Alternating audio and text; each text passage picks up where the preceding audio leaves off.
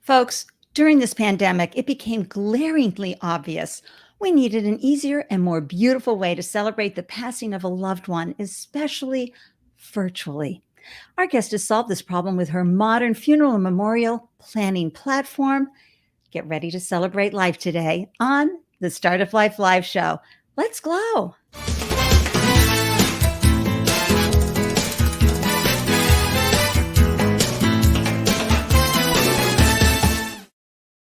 Hello, everyone, and welcome to the Start of Life Live show. I'm your host, Ande Lyons, 4 times founder and startup champion to founders around the world.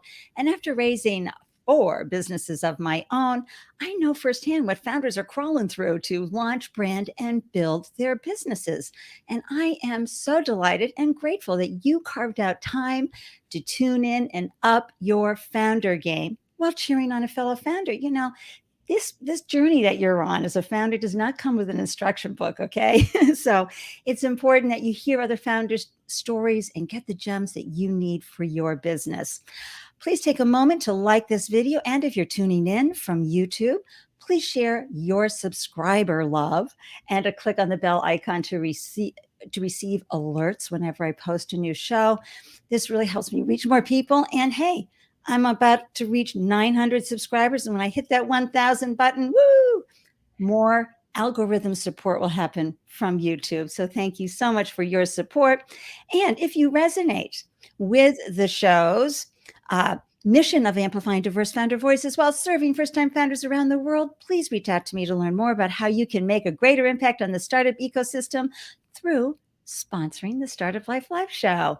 The link will be in the show notes. And please join the Startup Life Live meetup group.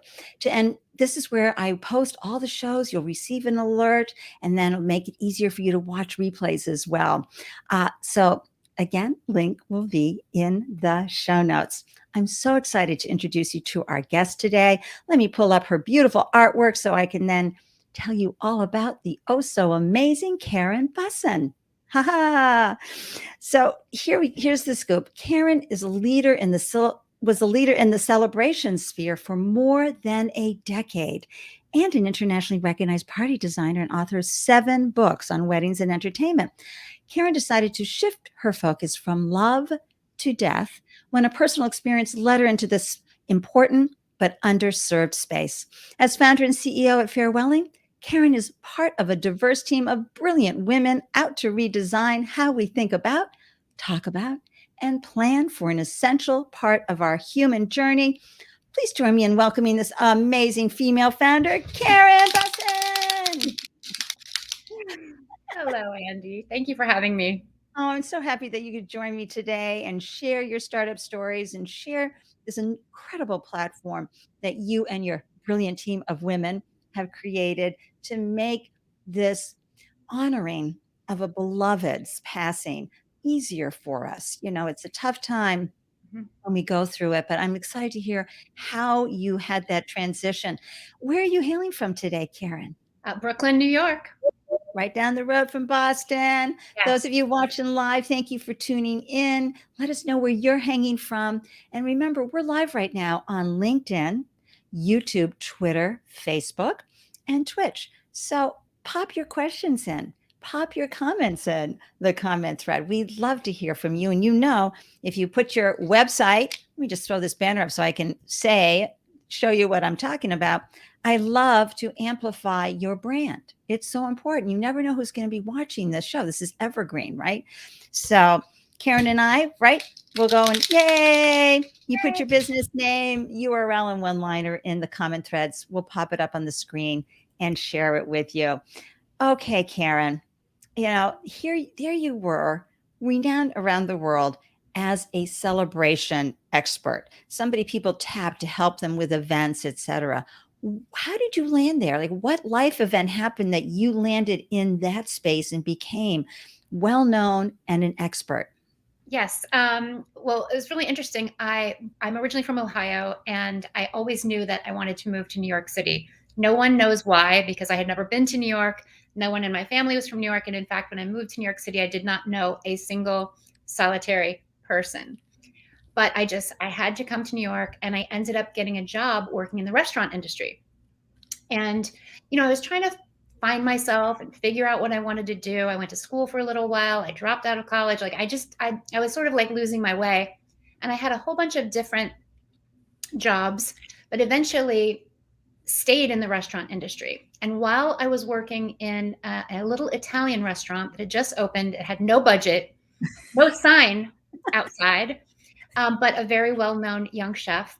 I volunteered because I had become interested in flowers to do the flowers for the restaurant. And I said, listen, I'll do them for free if you'll just pay for the flowers and let me go to the flower market and buy what I want. And so I used Nice. that as an opportunity to train myself. And now I, at the time, did not have anything like a green thumb.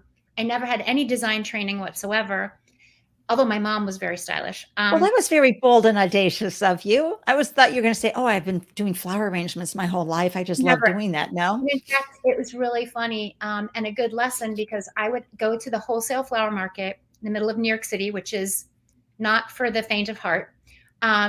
And they would, basically just tell me, I would leave with like a big bundle of tulips, and then like 2 hours later, they would all be dead. I would be like putting them in arrangements, and they were just like, and I would call them, and they would say, honey, when you walked out of here, those tulips were in perfect condition. If you don't know how to work with flowers, that's on you. And I would just be like, and so go back the next day and try. And I would make things. I would spend like 3 hours making this little arrangement. And then I would take it and put it where I thought it belonged. And the scale was all wrong. And I would just be like, Okay, so that's what we're all experiencing as founders, okay? Right? yes, exactly. You have to just be willing to understand, like, okay, I'm going to have to work on this. I'm going to fail. Right. I've got to get back up there and try again. I've got maybe people who are pushing against me, who are not, they're not necessarily fans of me because they don't know me. I'm not a big client for them yet. I used to go in the flower market and ask if I could buy one vase from the vase supply store, and they would tell me, no, we only sell things by the case. And I would say, well, if you can just help me, then when I get the job, I'll come back and I'll buy all of them from you. And I remember one particular place told me, no, we only sell by the case. Sorry. And so every like year after that, I would walk in there at least once a year with a receipt for like $10,000 worth of stuff that I just bought down the street. Said, hey, they sold me one vase, and I just want to show this to you. Nice. But you just have to be willing to roll with it and keep going. And, Yeah, it's key. And I think that was some nice lived experience you had to prepare you for the founder journey. yes. And so nobody in your life growing up, you know, entrepreneurs, and you weren't hustling stuff as a kid. You just I was in the junior achievers. Okay. And so I had we made a few products and sold them and things like that. And my mom, while she wasn't an entrepreneur, she was a single mom, and she was a working mom, and she worked super, super hard. And I got experience working for her. She was a court stenographer. Oh, And wow. Yes. I had a good friend who did that. Amazing.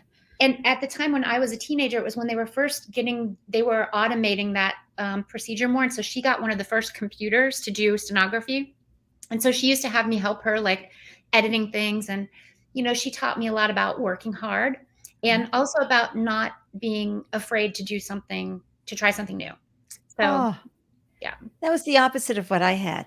Oh, really? Oh, yeah. I grew up in a family that says, don't make any mistakes. Oh, okay.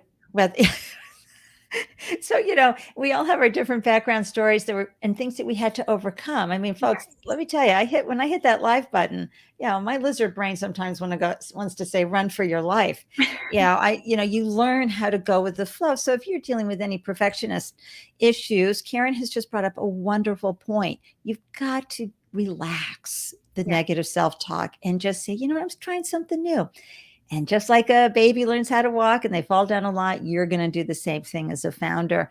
And, somebody I enjoy who posts a lot of videos and outsources the editing, Karen, posted one, and it's a very popular person. And clearly the editor must have been missing coffee that day. They left a bunch of stuff out in the beginning. And I was hoping he would keep it up, because you know what? Imperfection can be really a beautiful thing.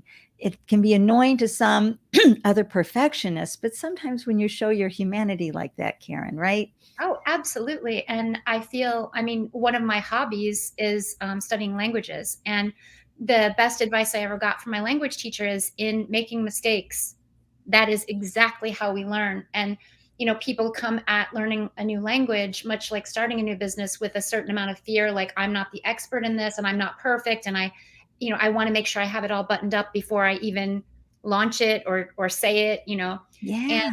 you can't do that. You just got to be messy and just get it out there. And then you're going to fix it. You're going to refine it. And you have to be educating yourself. You have to be, moving things forward, and finding those people who can help you to understand what you need to know, because you do need to become an expert. But I That's agree. right. You can't wait to become an expert to start something. Oh my gosh. Okay, everybody, I'm having one of these moments.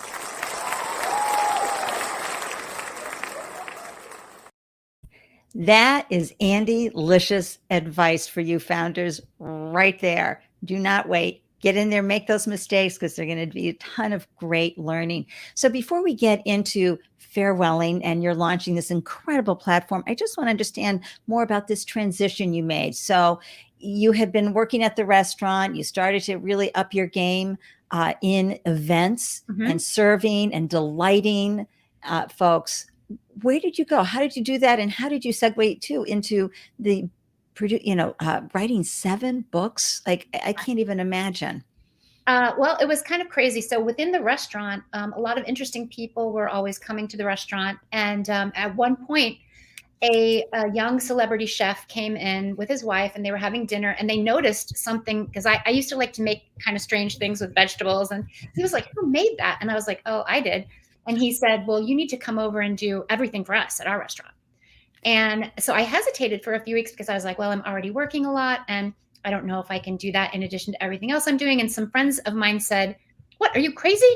When this guy asks you to do something, you do it." And I said, "Yeah, but when am I going to sleep?" They said, "You'll sleep later. Just go talk to the guy and find out what he wants." So I did. And that ended up launching my actual career in like doing very big and important parties.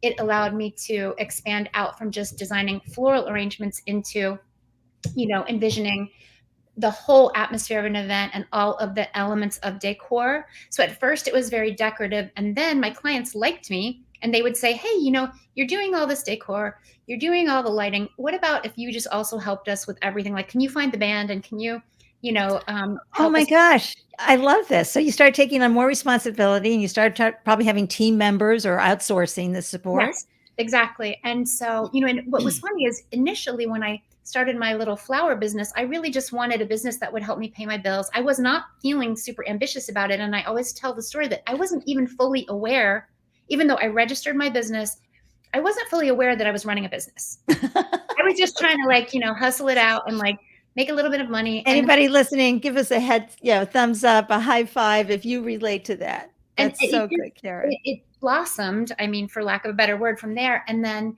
became a big planning business. And then I was doing some decor for a big company that had a launch in New York City in a restaurant. And the guy who had hired me was kind enough to invite me to dinner at the event. And he seated me at a table with a whole bunch of magazine editors. And they said, "Oh my God, this party is absolutely fabulous. Who designed this?" And I was like, "Oh, I did." And I got probably 100 magazine stories out of that. And from Oh, that, I was able to write a book Karen. proposal. And, so things just spiral when and there were so many times. Another story I like to tell is the very first event that I did for the restaurant, for the celebrity chef. They only gave me $50 per centerpiece to make a centerpiece for a table. And they told me that it's a lady, it's her birthday. We don't know anything about her, but she likes purple. So I said, well, I just want to make something beautiful. I spent all the money. I didn't make any profit, but I made something that I thought was very interesting.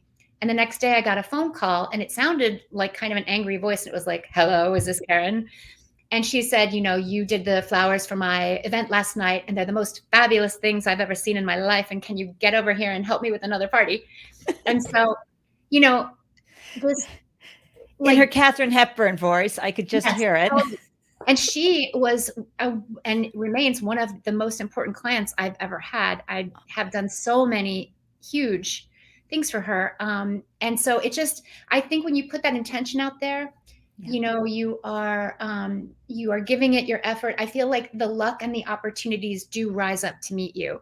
And so it's that combination of working hard and seeking those opportunities and then seizing them when they're Oh, doing a great job. that's tremendous advice. And I have just a little question on the side because curious minds want to know, what do you mean by big party? Because, we've been watching shows from Mad Men to, everything else that goes on in New York to Oh, yeah. Sex in the City. So, what are we talking about? Are we talking corporate, personal, like a Yeah. Barbara Walters level party for back in the day to, Well, I always say that Martha Stewart invited and asked me to design the set of her television show for one of her like 15th anniversaries. And it just, or Pratt Design School asked me to yes, design love their that. design gala several years in a row when I had never even been to design school. And Wow. so, that level, I designed all the flowers and decor. I was not the planner for it, but I designed Robert Downey Jr.'s wedding. Um, Wow. and Iron Man. Yeah. And so, but it was just the sort of one thing leading to another. And it That's right. really, the business was really grown on a very word of mouth basis. You do a good job for someone and they tell someone else.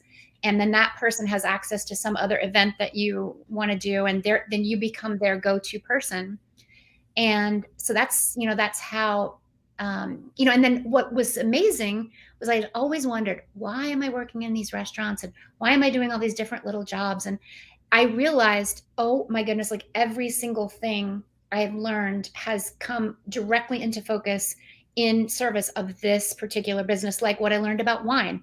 I could Yes. walk into a billionaire's wine cellar and I knew what that Premier Cru Burgundy was and I could talk about it, Wow.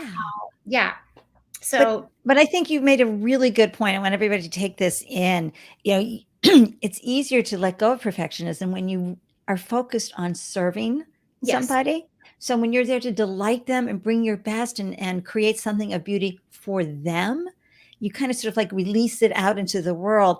And that allows you to stay curious. That allows you to bring in more goodness. As Karen said, it also allows you to be prepared because you're upping your game on in your case, wine, etc. So yeah. that luck and opportunity can give you that right, wonderful intersection. I got to say hi to one of my favorite people, the host of the Shit We Don't Talk About podcast, the mouthy activist and brand ambassador, the one and only Mia Voss, with this incredible comment. Perfectionism is a product of colonialism. Love this conversation. Thank you, Mia. Thank you so much. And she's given a thumbs up for she having taken on. Mia is also a building inspector in construction sites. She has her own business, has for 20 years. And I know, and lived in New York City, by the way, too. She's now in Denver, Karen. And I know that she really gets the whole, there I was doing this, and then boom, the business happened. Yes. That's outstanding. So tell us a little bit about the transition because you had a life event that made you realize that the legacy platform was not going Mhm. to be enough. I'm Yeah. just assuming that. Yes, Talk exactly. about that a little, please. Yeah, it was a very difficult time. My younger sister in 2015 was diagnosed with a very rare and fast moving cancer, and it was like one of those things where we just hadn't really confronted mortality or the possibility of it in my family, and she was very sick, and I was looking around on the internet for some resources, the thing is that I found some things, but they didn't speak to me as a modern woman, as someone who consumes design resources, as someone who, just thinks about things in all the modern ways we all think about them now. Everything seemed very lawyerly and old-fashioned and morose, and I was sad and I was upset, but I needed something more. And I just remember noting at that time, not that, oh, I'm going to start a business doing that, but just like somebody should be doing something about that. Right. And then thankfully my sister recovered and she is fine. Oh, this is So I know, it's amazing. And yes, totally. And but then a couple of years went by and I just couldn't stop thinking about this space. And so I said, Karen, what are you thinking about this for? You're such a bubbly person. Like, do you really want, you work with parties and it's all festivals, about love. It's all about good weddings, food, birthdays? flowers and wine and celebration. And I said, do you really want to step into a world where there is sadness and, there's grief and there's difficulty and logistics, like, in a different way? And so I said, you know what? I think I wanted to give myself some time to just immerse myself and try to learn more. Yeah. And so I decided to take a few months and just read and meet people in the space and just reach out to people and talking to them. And that's what I did. I gave myself, a period of a few months just to think about it. And what happened was, as soon as I really dipped my toe in, I was so overwhelmed by how amazing some of the people who are working in the space are. And just by the notion of where the potential was, which was everywhere in terms of being able to help people more. So I just realized how underserved,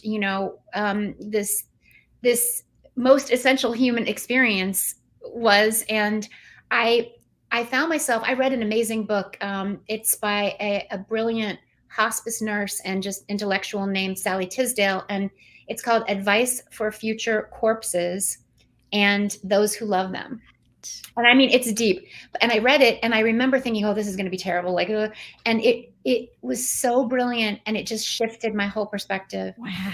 And I decided to jump in, and that was early 2019. And we launched Farewelling at the end of 2019. Congratulations. Thank you. Yes. And I also, in addition to wanting to serve this space, I really was committed to building a great company. It was something that's really important to me, and something I think, as whether you're a founder or not, all the jobs that you've had in your life, and even, educational opportunities, all of that starts to teach you what you want to do. It's like, when you look at your parents and you're like, I'm never going to do that when I have my own kids. Same thing with the business. And I just started thinking, oh, yes, I work for that person, but I don't want to do that way. I want to have a company where, I can really support women, where I can support a really diverse, group of brilliant people, and we can have lives that are balanced, as well as working really hard to create something amazing. How can we do that? And first thing I did was I just went out and I talked to the two most brilliant women I know, who are both rock stars in the business world. And I had known them through my other, networks. And I told them about my idea I didn't have a name for Farewelling yet. I just told them about my idea, and they both said, this is brilliant, and I want to be a part of it. And that was sweet. Yeah. And when they said they want to be a part of it, did that mean they wanted to help you out as a team member, or did they want to fund this for you? The first one was wanted to invest in the business. She was our inaugural investor. And just her confidence. I mean, this is someone who is at the absolute top of business, global business. And the fact that she believed in my ability to put a team together, and she believed in the idea, and she just immediately said, I'm in. It gave me so much fuel, and confidence, and also commitment, because I want to make her proud, and then the next woman is a global marketing rock star. And I told her about it, and she was like, this is brilliant. I want to be a part. And so she became a strategic advisor and an investor. Yeah. Oh, and this is beautiful, especially when you've been working for a while and have gotten the kind of network that you built, Karen. Yes. So that when it came time and you had this idea in your head, you could go to some folks. Now, for you founders who don't have that network yet, you can build it. And there are other communities that you can join, that the Startup Life Live Show community, et cetera, that can help you build that network and help you connect with more people to help with the strategic advisory. And, the beauty is that you aligned yourself with some folks who became believers. And to me, that's the most important thing in the world, is that you have folks who hear you, see you, and celebrate you on your journey, founders. So Karen, how did you come up with the name Farewelling? Oh, that's so funny. I love writing. Writing is probably my thing that I really love doing the most. And so I was just writing lists of names, just lists of hundreds of names. And I remember speaking to a friend, and she said, what's really hot is if you put ing on the end of something, and that's a great, marketing Yeah. thing. And I was like, really? So then I just took every other word that I'd been thinking about and put ing on the end of it. And farewell. Exactly. And I was looking for something that just implied, okay, it's still a goodbye. It's still poignant, but it's just, better than funeral. It's just better than memorial. That was out there. And right. And at first, a few people in my close circle weren't really wild about it. And I was like, no, I know this is the name. This is the name, and it has to be this name. And then I've since been told that it's by some, really interesting and impressive branding people, that it's a great name. So I'm glad I stuck to my On gun. so many levels. As you know, I consider myself a bit of a branding goddess, and it has a flow to it. It has an uplifting. It feels beautiful. It feels elegant. It feels like transitional in a beautiful, flowing, elegant way. Farewelling. Well, I thank you. agree I would also say 100%. to founders out there, two things with that. One is, if you feel strongly about something, don't be afraid. Even if other people, I mean, you listen to other people and you give what they're saying weight so that you can judge, but you are the decider. And it's always best for you to trust your own instinct, since you're going to be the one who's pushing this forward, this business forward day to day. And I really stuck by that. And I'm so happy I did. And then another thing was, we designed the original farewelling logo, and we got it, and I was just like, I don't love it. And then I was just like, well, we already have it. We paid for it. I got to just go with it. And it wasn't the current logo that you're seeing there right now. And eventually one of our other advisors, who is, he's so amazing. He doesn't say much, but when he says something, it's always like the right thing. And he said, this doesn't feel like what you told me about when we first talked about what farewelling would be. And I was like, you know what? You're right. He's like, I don't care how much it costs. You should redo it right now and get it to something you just love, that you're going to see every day, and it's going to make you smile. And so I did. I just threw the other one away, and I said, let's get someone. And we got a new artist. And then I said, I want it to feel like pink champagne. And I want it to feel just what you said, uplifting, and it has to be in a script, and designed well, and just everything about it. And I'm going to have a little clap moment here, everybody, because this is something I want to celebrate right here.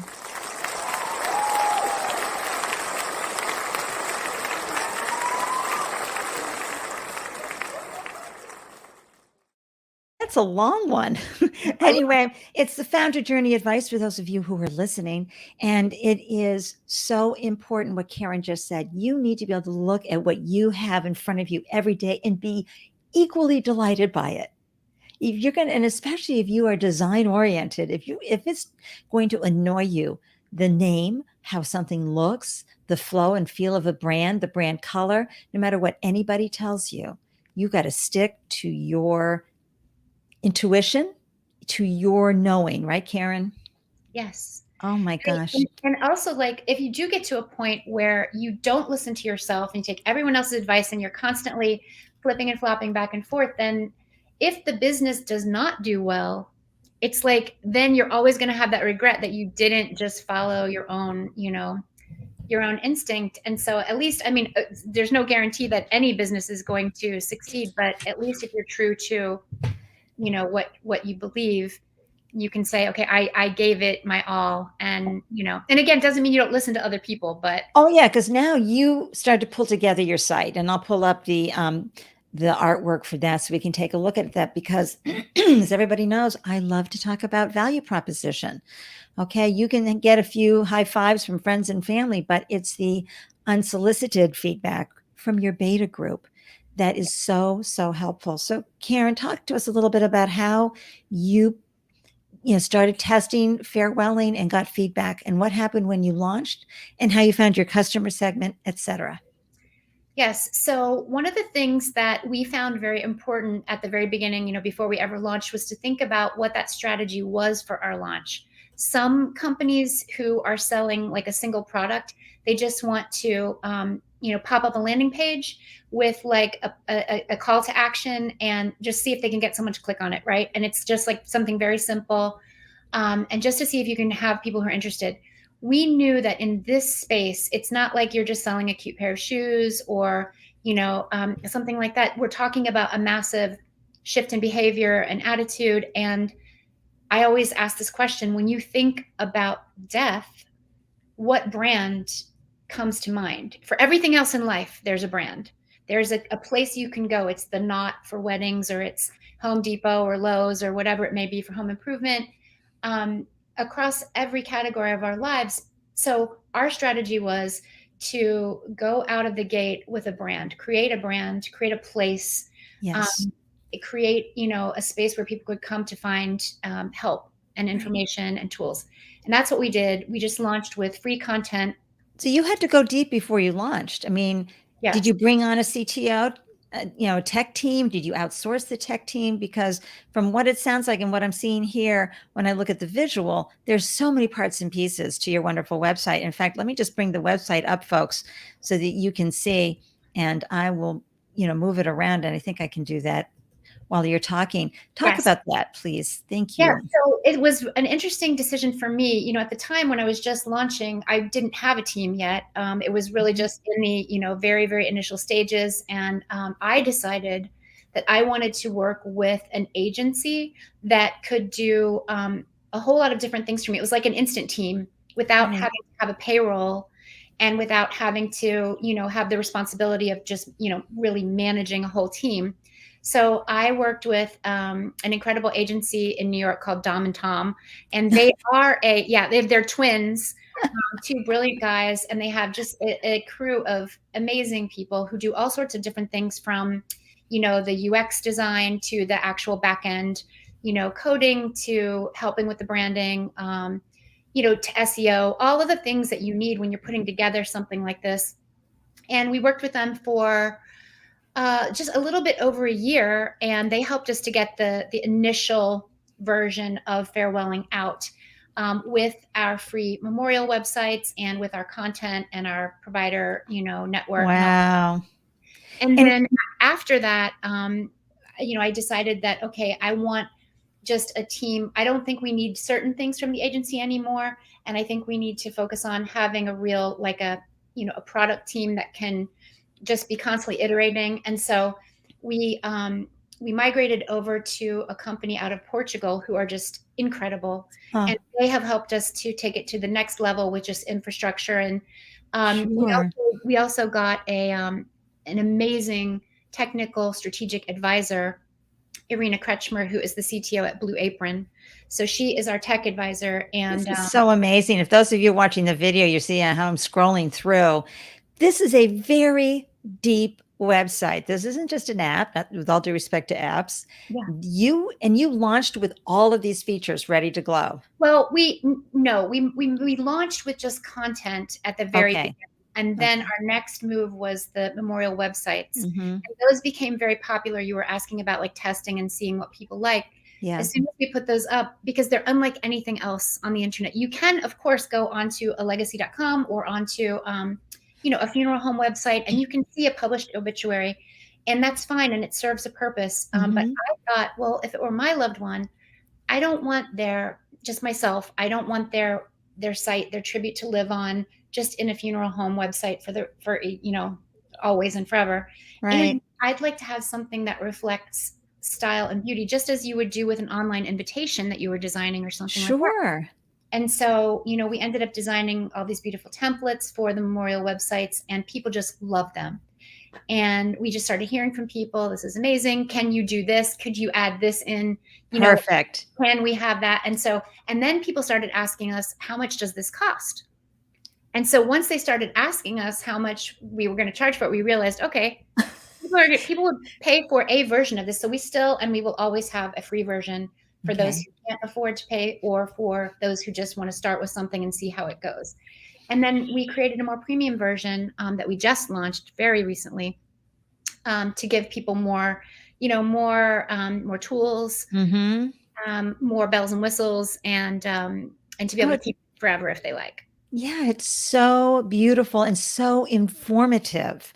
That's, to me, what's so important, because a lot of times you're in so much pain and grief, while even though you know it's coming up, and grappling, if you're the one who is knowing that your time is up and it's time, and you're preparing, I mean, I know plenty of people who plan their entire memorial service. So you're giving them That this is, opportunity. like, for us, that's what we want everyone. And so right now, another part of our business strategy was there's sort of two sides of the coin in this particular space. One is when someone has died or is, going to die very soon, and the family is navigating that process, and the individual.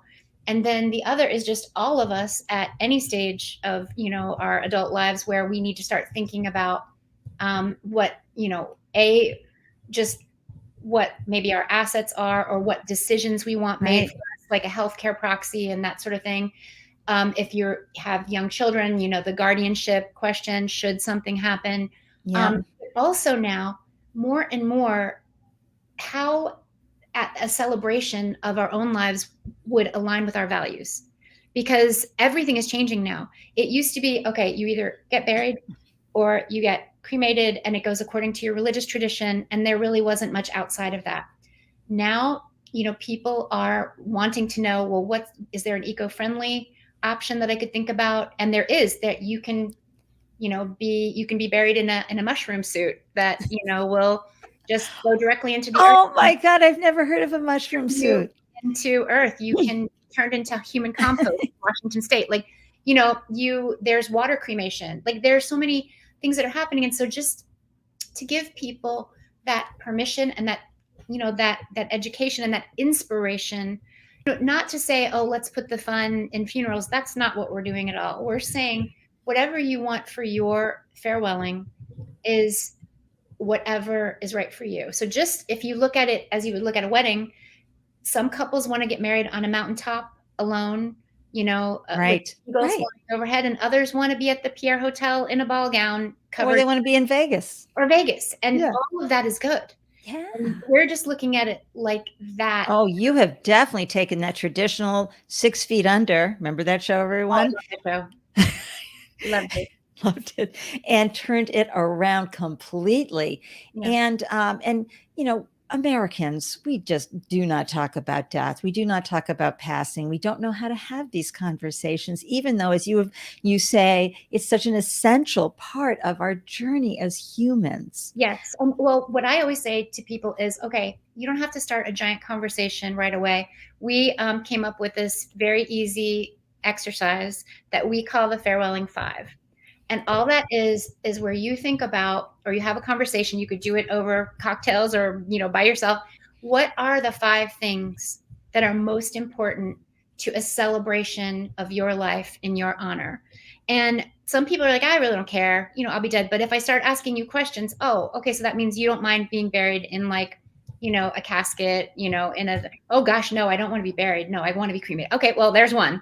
Exactly. You quickly find out everyone has an opinion, and then it's like, well, you want it to be like, in a church or in a house of worship. Oh gosh, no, I don't want to have it there. Oh, well, there's 2. There we go. No, this is so enlightening. I If you love want something this. eco-friendly, oh, I didn't even know that was a possibility. 3, like it's like, so, this is what it's about, is just kind of opening yourself up. And we have had people make videos and post them on social media, like about what their farewelling fives are. And it's just so amazing. Some people want like a boho festival vibe. Some people want a very elegant, traditional thing with like their, casket lined in cashmere. Like everybody wants something. Oh, remember, like in Grace and Frankie? Yeah. Oh, yes. And that one woman had her big celebration of life, Yeah. and before she chose to exit in her way, there's just so many ways to look at this. And your 5 questions really help people get clarity, because for those of your loved ones that are going to be left behind to deal with the grief of you, I know it must help them. And I know this website, myfarewelling.com, is helping folks tap into, and if it's a sudden death, then, how does that work? I mean, I just love how you're making all of this available in such a beautiful and elegant and meaningful way.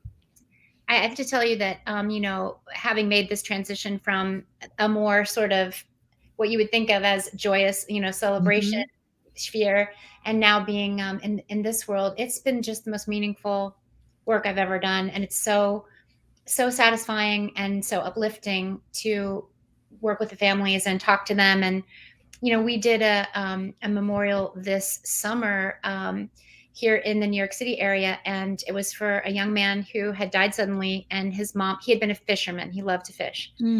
We tried to get a permit to do the memorial on a beach in Staten Island, which is where he was from. And we were denied the permit from the Parks Department. And I said, we're not giving up.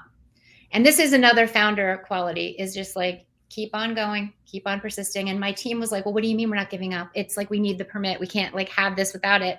What are we going to do? And I was like, Okay. I happen to know that on Fridays, on my favorite radio show on WNYC, there's a segment called Ask the Mayor, where people just randomly call in and try to get on the line with the mayor and ask him for his help Yeah.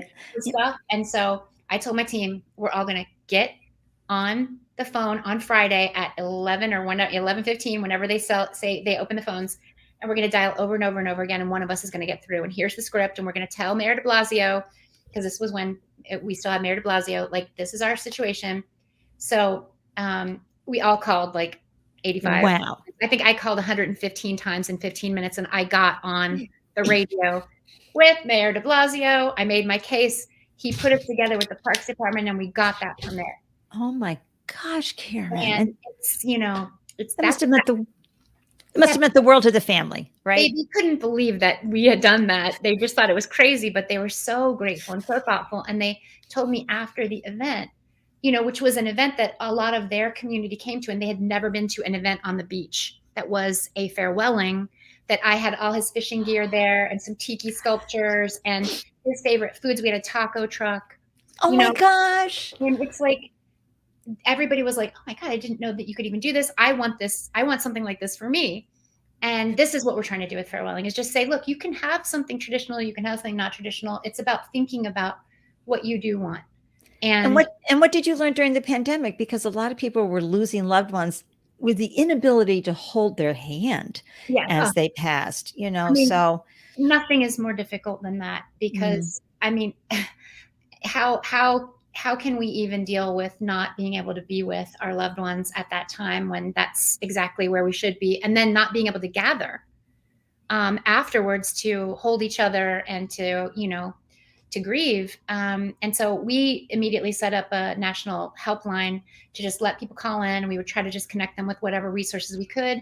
And then we immediately started working with a technology partner to create a platform for virtual memorials, because we still believe, like, people have to gather. We've got to give them a beautiful environment to do that. And we now have this great live streaming platform where we can put things together very quickly.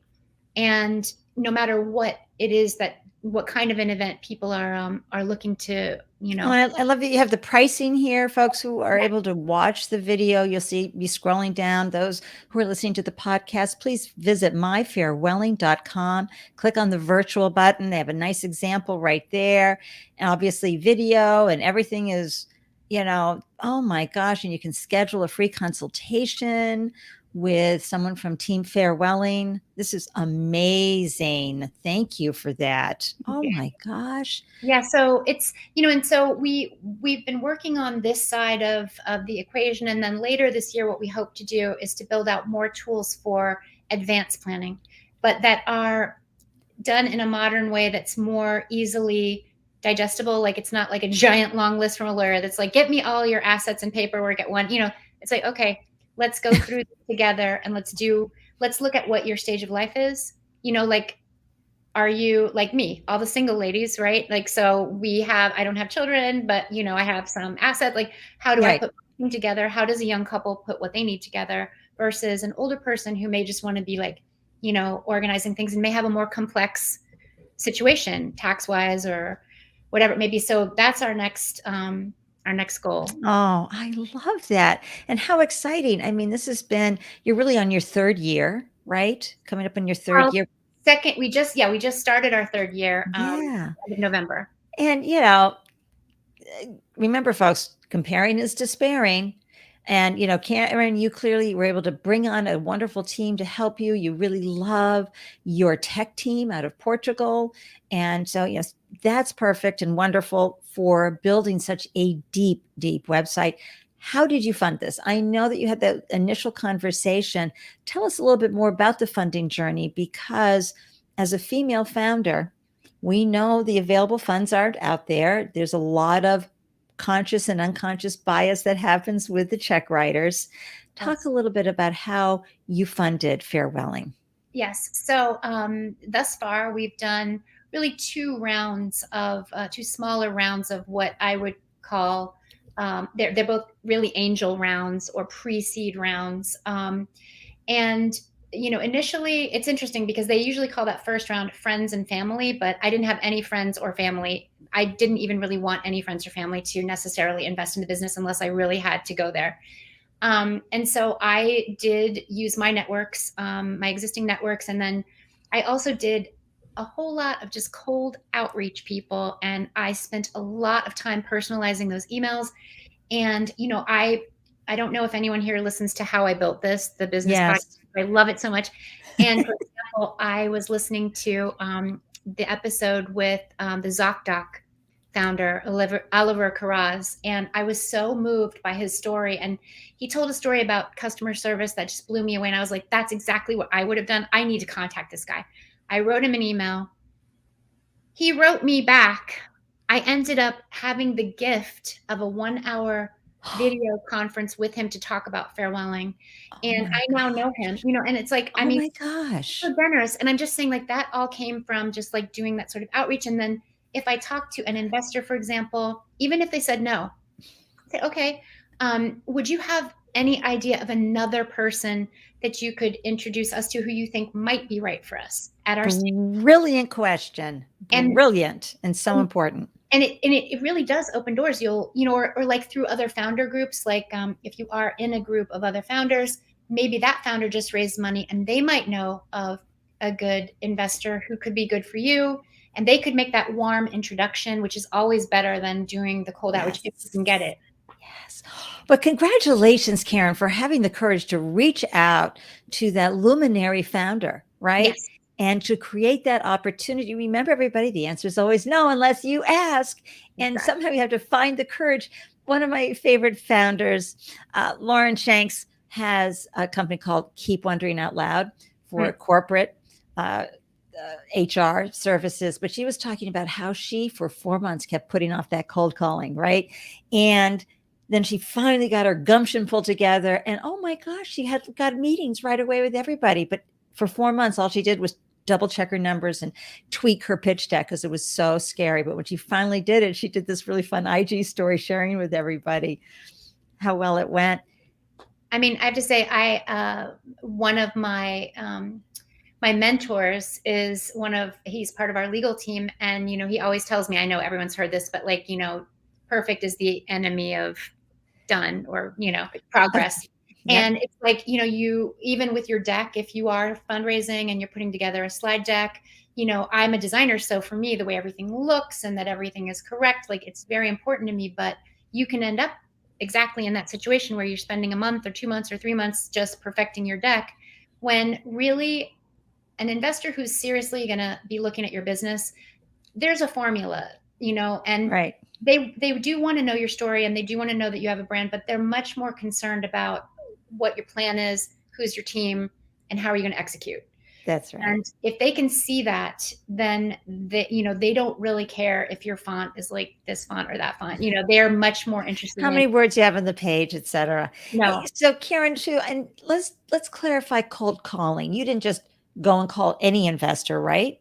No. Cold call. Did you do your research? Well, yes. Well, what I will say is, in the first rounds, because this is not my first business, obviously, but it is my first startup, and it is my first investor funded business. Right. So I wasn't really clear on how that process works, or how I should make the process work for me. And so I did kind of I was sort of here and there and everywhere, like talking to anyone who would talk to me, which I don't think is a bad idea, especially when you're new at pitching, because if you're talking to a smart person, even if they don't invest in your business, they're probably going to give you some sort of interesting, insight or feedback.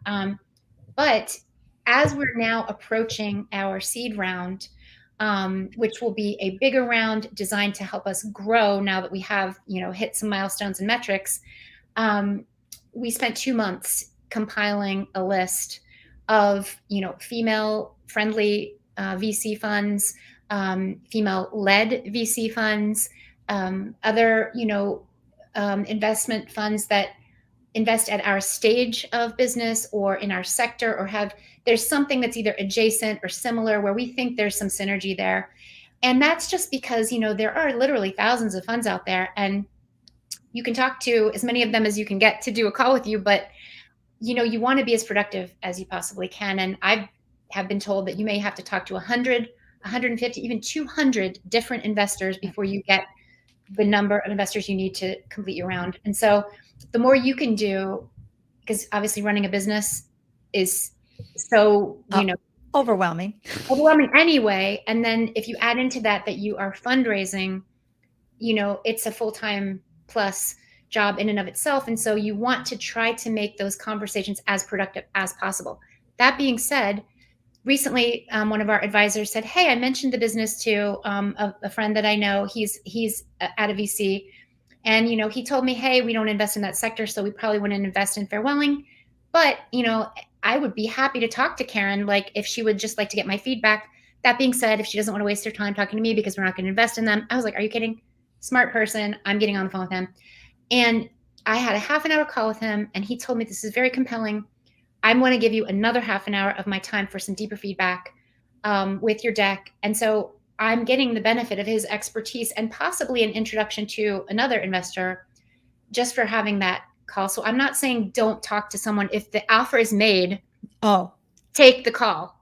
But as you are looking at your list, you're going to be better off if you are in early stages, business that you're targeting investors. That being said, what I also did in the beginning when investors told me, "Oh, I only invest in later stage companies," I said, "Okay, well, could I keep you on our investor update list? And could I continue the conversation with you as we grow? Because I'm sure at some point we'll be later stage. We'll be ready for that B and C round." Exactly. And they said, absolutely, almost without fail. And Excellent. so I just keep them every quarter, I'll send, "Hey, here's what we're doing." And remember, it behooves them to stay in touch with a phenomenal female founder like you, Karen, because they may not be part of a pre-seed or seed stage or even Series A, but they're there to meet their agenda, which is to have great returns on their portfolio. Exactly. And I got another piece of advice recently from someone. He asked me, we're talking about a woman who has a VC who's, just extremely well known in media and business. She's brilliant. She's so generous with her time. And she's already done, things for me. And this person said, "Have you ever let her, really look at your deck? Have you asked her to look at it and give you her feedback?" And I said, "Well, she's been so generous already. I don't want to come in again and be like, 'Squeaky, could you do this for me?'" And he said, "Karen, this is one flaw that I think you should really start to work on. And it's that you're too nice about this sort of thing. When you are approaching investors, they need founders. They need people with ideas and businesses who are giving them an opportunity to invest. And so you don't have to feel bad about asking someone to look at the business. They don't have to invest in it. Right. Let them look at it." And by asking and getting those phone calls, you're getting free advice. And, this is their time. Investors see deals all the time. Any nuggets you can get out of them, some you're going to throw into the trash can because they don't know you or your business. And then again, you have to be discerning. And if you want my famous questions for investors, just email me, Ande@andelyons.com, and I will send you this because, sure, we can all be prepared for investor questions, but you need to ask questions before you take anybody's money. And you need to do the equity test. Hop on my TikTok and you'll see my equity test there for founders. This is wonderful. Hey, Mia, thank you for sharing Fairwelling on. She says, "I shared this on my Friday with the Frenchie show the other day. So many great resources provided." Thank you for doing that. As an influencer, I know, Karen and her team are so grateful you got more of the information out. And yes, Mia has Miaisms, which I just love, Karen. Go ahead and you can read this one to the crowd. Go ahead. So Mia says, "Yes, this here older single lady needs to get my poop in a group and organize my world to be ready for the inevitable." See, I love that. I just love that. And I'm like, what are you wearing to your own Fairwelling? What is your final fashion? Rainbow dress and go-go boots, Mia. That is so great. All right. So tell us, as we have this experience as founders and start building our knowledge and upping our game as founders, we find some resources and solutions that just really helped us. Yes. And it could be an actual touch and feel resource, or it could be a way of being and providing. Please share with us, Karen. a Sure. resource or a solution or something that other founders would find helpful? Yeah. Well, one thing that is an actual resource that I found super helpful as a female founder is an organization called All Raise. Yay, I'll raise. All Raise is amazing.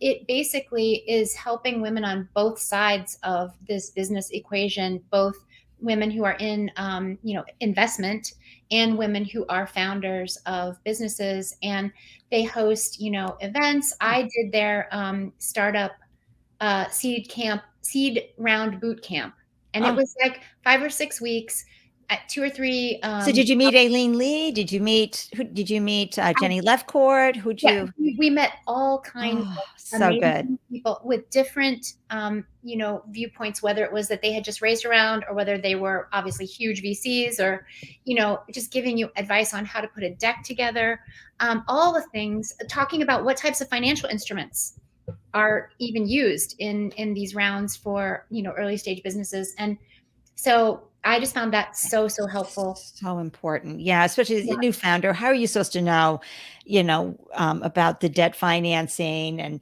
equity portion and yeah. all the What's deals? between a safe agreement and a convertible note, Oh, what's the priced round, all I'm going these to sort do a of, video on that safe note for yes. sure. And then, I would say I think the greatest skill that I've tried to cultivate is in my network. And it's not just cultivating a network for the purposes of helping me when I need something. It's really forming relationships and being a connector of other people, not just when I need something, but trying to see, oh, I know this person and then I met this other person. They should meet each other, and trying to foster those sort of relationships. It takes time, but it's so rewarding. And then when you do need something, you're going to find a lot of doors opening to you to support you if you are supporting your fellow founders or other people who are doing things that you Right. think are interesting. Okay, folks, get ready because it's Stitch That on a Pillow time.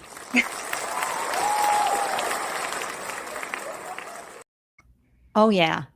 Be a connector of other people. That is just so important. And thank you for coming up with the word skill. I did struggle, folks, for a second there with the word skill for tools and resources and skill. That is so important because when you start making those connections, you're right, reciprocity happens. And whether it's where you have your eye on the ball and making that reciprocity happen, or all of a sudden it shows up in your email box. That connecting is wonderful. Thank you for that. And Karen, having listened to you throughout this conversation, I would say one of your other phenomenal skill sets is asking questions. You did that from the day you started to put the flower arrangements together all Yes. the way through to today, asking, searching, doing your research. I think that is such an important skill set that you have spotlighted. So, Yep. you've been at this founder game for a while. I'd love for you to share with our community how entrepreneurship has enhanced your life, both professionally and personally. Yeah, well, it's so interesting because I had two businesses before this business, but they were what you would qualify as a lifestyle business. So very successful, but I had a life that was, it was very enriching. It was not super stressful. It was like lots of fun projects, and I could kind of pick and choose. And I thought very carefully before I started Farewelling because I understood that this would be another animal completely, in terms of having investors, having a cap table, having a legal team, having a platform online, having a tech team, having, a sales team, like all of these things, and all the, like employees and responsibility for them and their well-being, and, just all that's involved in that. And I am so happy that I did it. It's very hard. It's like I always say, it's like a roller coaster where Oh, you're on the roller coaster, but there's not a lot of track in front of you. You're building the track as you're going down the hill on the roller coaster. And but the people that I have met, the things that I have learned, that just we one of the stories I always tell is that when I'm not a technical founder, right? I'm a designer, I'm a communicator, a media person, a writer.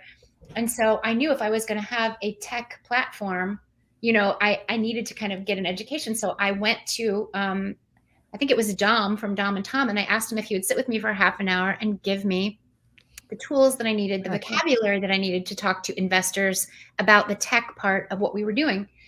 And just having that vocabulary, just knowing Yes. that we're built on AWS infrastructure, we're secure and extensible, just little things that I just didn't know those words.